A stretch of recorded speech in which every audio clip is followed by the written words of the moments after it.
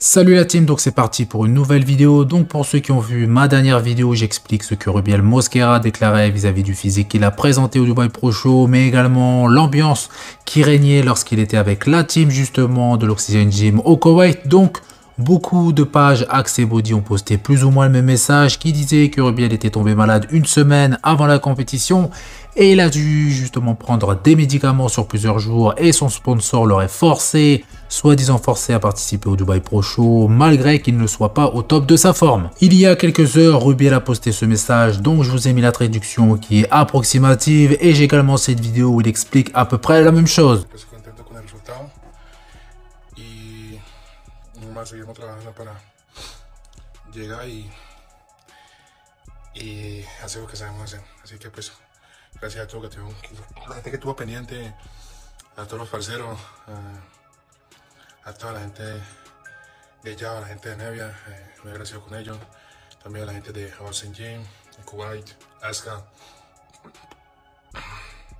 que hoy mi preparador en ese certamen de la competición y pues no, contento por el resultado. La verdad que pues parce, yo no iba a competir, yo una semana antes venía muy bien y viajamos a Abu Dhabi. Yo me informé, no voy a contar eso, pero yo me informé, me enfermé, me cambió el clima, me afectó mucho, me dio gripa, me dio fiebre, me dio escalofrío y tuve pues como 3 días medicado y pues en esos días tuve una retención de líquidos muy alta. La verdad que pues pensé que no iba a competir. Yo hablé con los patrocinadores, hablé con la gente más cercana y dije no, yo no voy a competir, me siento bien, tengo una retención de líquidos y la puesta a punto hace falta. Y bueno, pues ya está acá, pues compita. Y bueno, competimos y pues ocupamos un cuarto lugar, pues muy contento pues por eso. Pues era prácticamente mi primera competencia como profesional. La otra yo debuté en Praga y esa es mi segunda, así que pues no sé de resultados, soy más de objetivos y bien, o sea, saludos a todos y bueno, es una competencia más. Toca mejorar, la idea es esa, toca mejorar. Yo llevo 6 años de carrera y pues la verdad que pues estoy tratando de hacer las cosas bien, que esto salga lo bien y ahora pues comienza una nueva etapa y viajaremos en 2 días a España y voy a cumplir compromiso y luego ya me enfoco en lo que puede ser la próxima competencia, pero en una semana le estaré diciendo dónde voy a competir. Bueno, la idea es buscar el pase a la Olimpia y seguiremos este año.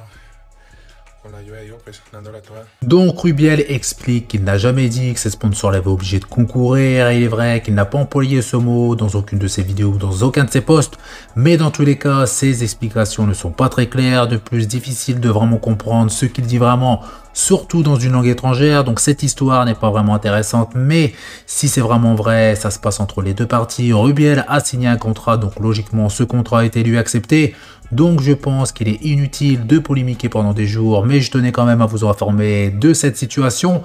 Et si jamais j'ai d'autres informations par rapport à cette histoire, je ne manquerai pas bien évidemment de vous en faire part. Donc maintenant, place à une autre information concernant Rubiel, et il s'agit de sa future compétition qui aura lieu le 8 septembre en Italie.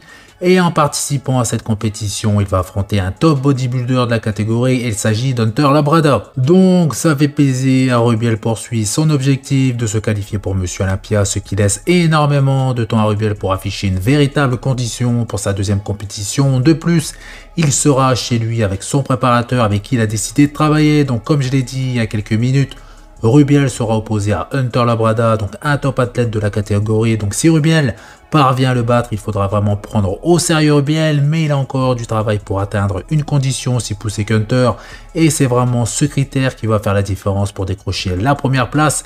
Et j'espère vraiment qu'il va réussir à afficher une condition beaucoup plus poussée, notamment au niveau de ses fessiers et de ses ischios, qui étaient justement en retard par rapport au reste de son physique. Petit aperçu, donc petit update de Keon Pearson, et pour le suivre depuis un moment, c'est un athlète qui est à 100%, actuellement focalisé sur sa progression, c'est un athlète qui travaille très dur chaque jour, Il s'entraîne, il mange, il se repose et pour certains ce n'est pas une vie mais c'est la vie d'un champion de bodybuilding et ça paye car Keon ne cesse d'évoluer et il peut de nouveau remporter le titre de Monsieur Olympia en 212 même si Sean Clarida arrive en force et il sera très certainement à son meilleur niveau à Monsieur Olympia 2024. D'ailleurs je vous partage une vidéo, plutôt la vignette de la vidéo où justement je parle de Sean Clarida et vous pouvez voir son dernier posing en date. Donc pour revenir à Keon, ça ne fait aucun doute qu'il sera encore meilleur que la saison dernière avec un physique plus volumineux, plus dur, plus complet dans tous les cas.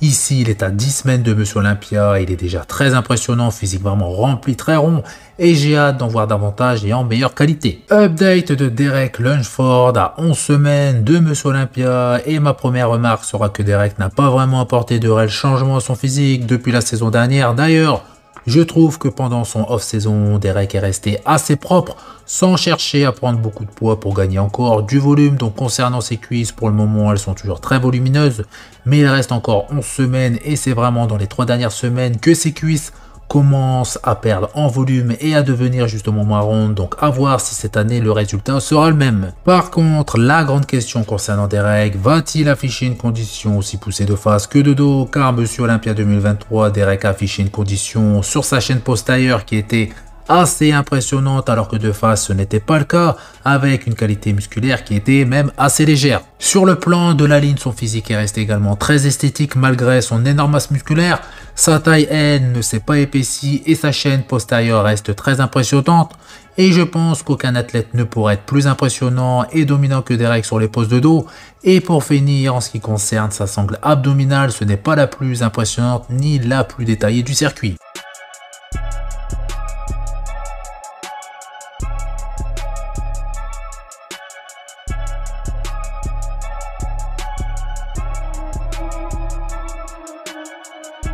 Update d'Adi Chopin qui devient de plus en plus dur et conditionné, ce qui est très bon signe pour la suite de sa préparation. Et on voit clairement qu'il est en avance si on le compare à Derek Lunsford, même si la condition et la qualité sont des points forts pour Adi. Et si on ajoute à ça un physique rempli et très rond, Adi a de très fortes chances de récupérer son titre. Mais bien évidemment, ce ne sont que des suppositions. Il faudra également voir à quoi ressemblent ses adversaires le jour J. Et je pense tout particulièrement à Andrew Jack, Samson Dauda et Derek Lunsford. Ici, Regan Grimes qui, sur son dernier post, a donné quelques informations concernant ses futurs projets. Donc Regan est actuellement à environ 136 kg, ce qui n'est pas énorme pour un athlète qui est quand même assez grand, donc 1m80, il est relativement propre avec une légère rétention d'eau, mais il a besoin encore de gagner du volume musculaire s'il souhaite faire partie des meilleurs athlètes de la catégorie et son principal objectif pour le moment est de maintenir son poids de corps actuel en devenant de plus en plus dur et plus sec, mais depuis ces nombreux mois d'arrêt, je ne vois toujours pas de progression. Mais il semble justement très motivé, sûrement après avoir assisté au Dubai Pro Show. Update de Jonathan De La Rosa à 2 jours du Tampa Pro. Il est un des 2 grands favoris de la compétition. Même beaucoup justement voient John battre Mofoda qui est également en pleine forme. Donc depuis que John travaille avec Patrick Tuor, donc son physique est devenu vraiment impressionnant et à chaque compétition son physique s'est amélioré.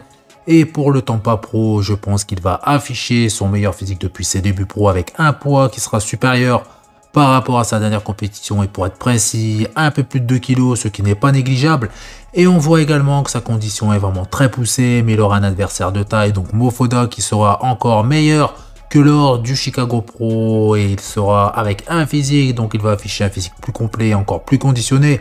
Mais je pense que John a un léger justement avantage sur Mofoda et je parle bien évidemment de son dos qui est vraiment très impressionnant et qui est également beaucoup plus large et plus épais que celui de Mofoda. Donc voilà, c'est tout pour cette vidéo. Donc comme d'habitude, je compte sur vous pour faire péter les pouces bleus, ça fait plaisir. Vous pensez également à vous abonner pour ne rater aucune de mes prochaines vidéos et je vous dis à bientôt. Salut!